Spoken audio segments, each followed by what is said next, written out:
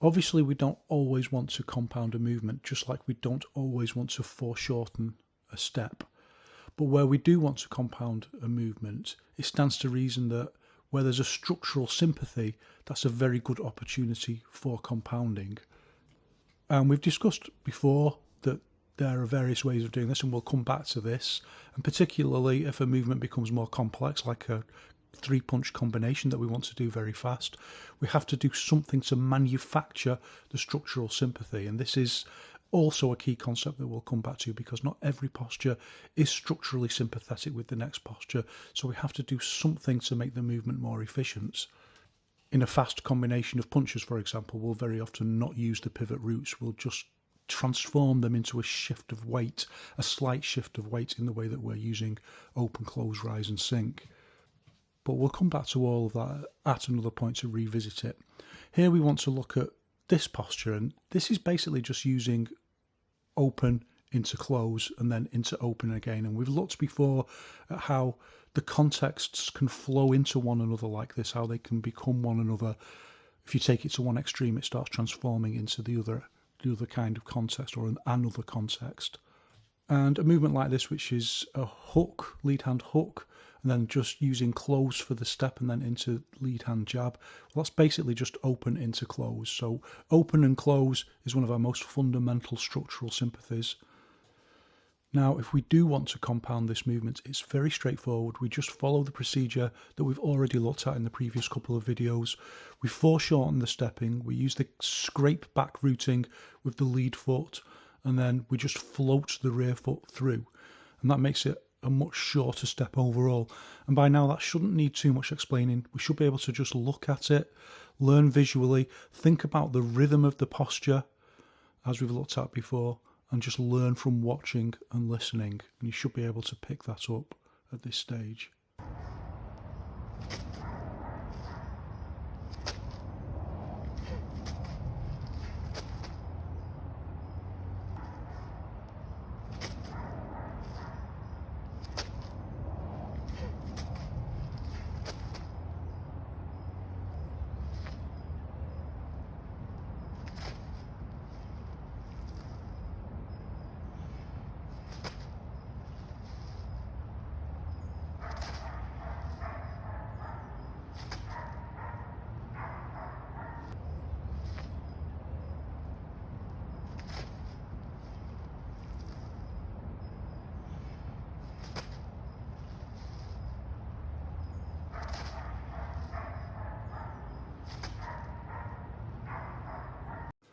Okay, next, as part of the posture, I want you to notice or be aware of this psychological phenomenon of where we use sink, there's a tendency to then sink the arms with the whole structure.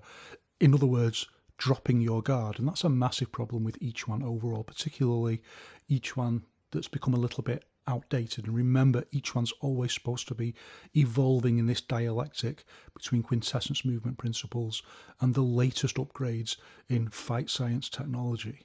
So be very aware that as we sink the structure down for the step, we make ourselves smaller, ready to expand into the next movement. Remember, expansion and contraction are the fundamental elements of wushu. It's how we do Fa Li.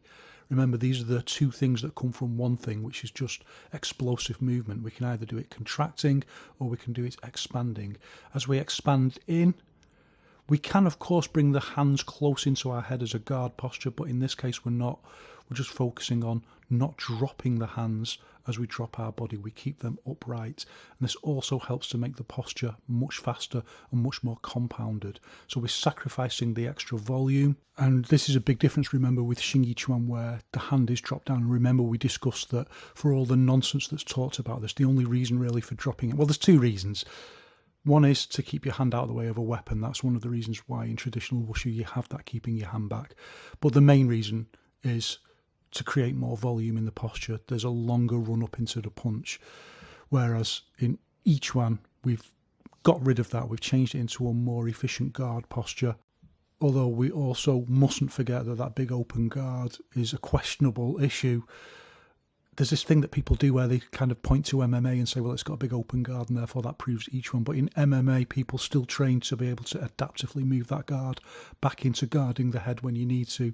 Whereas in Yiquan, we have lots of people who never do any kind of sparring or fight training really, who just say things like, well, we don't need to use defense. Those people will get sparked out in seconds if they ever have a real fight. So at this intermediate stage, we've always got to remember that things are not quite as simple as they might seem at first when we're talking to beginners. So lots of those discussions and arguments that you see online, they're kind of pointless as you move into a more intermediate and then advanced level. But as a starting point, we have this kind of open guard posture, which to me looks very much like kendo. It reminds me of kendo. And the reason for that is that when you have a weapon, you've got to think about the way that you're holding the weapon.